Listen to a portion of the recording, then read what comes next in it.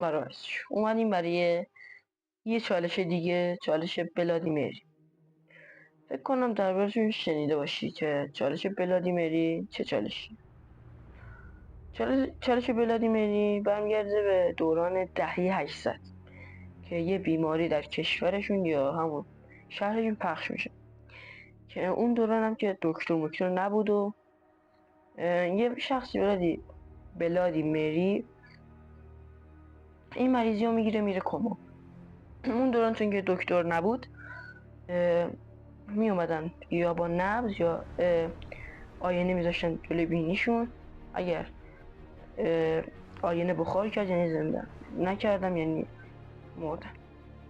این ولادیمیری رو تست میکنن، رفته کما، میان نبضشو میگیرن اینا نبض نداره، اونم میگیرن میبینه بخار نداره آینه.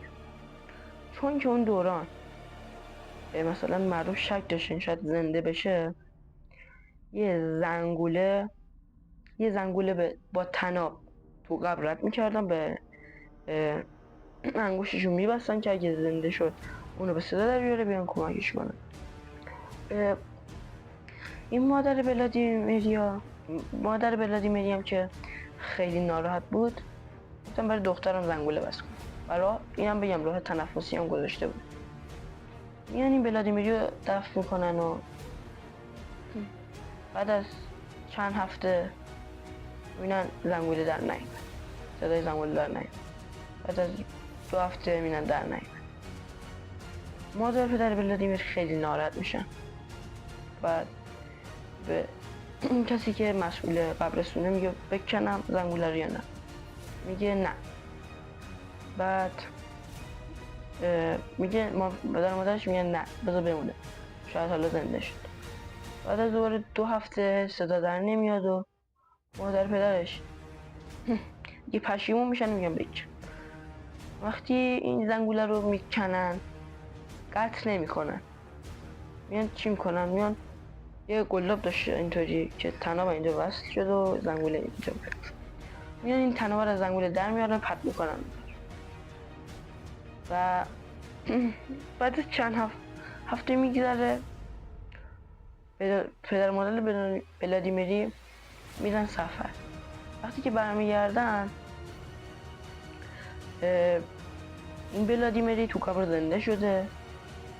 وقتی اینو با کشیده زنگوله رو برده جلوتر و وقتی که تو قبر انقدر چنگ زده بوده که ناخوناش کلن سایده شده بود و خون پاشیده بوده تو قبر. وقتی این مادر ولادیمیری برمیگردن میبینن زنگوله داشت عوض شد. اول فکر میکنن بادی گربه‌ای باشون بازی کرده که این، بعدش مشکوک میشن که شاید زنده شده، یا بکنید. وقتی که قبر رو میکنن میبینم ولادیمیری مدت‌ها ساعت چنگ زده نتونست و به صورت وحشتناکی مرده و عقایدن که این ولادیمیری به طور عجیبانه مرده، روحش رفته در آینه و یه چالش آینه شده. این چالش آینه رو ما امشب قراره ساعت 1:02 براتون انجام.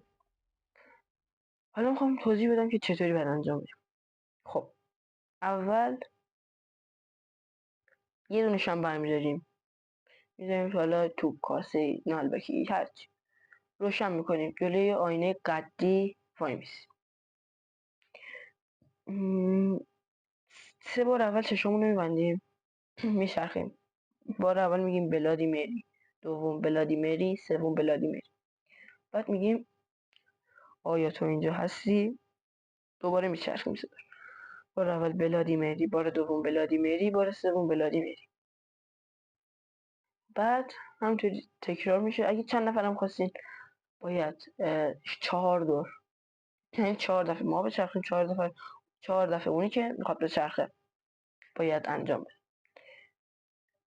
دیگه این چالش بود و دیگه سابسکرایب فراموشتون نشه، زنگوله رو به صدا در بیارین. با ویدیوهای دیگر خدا نگهدار.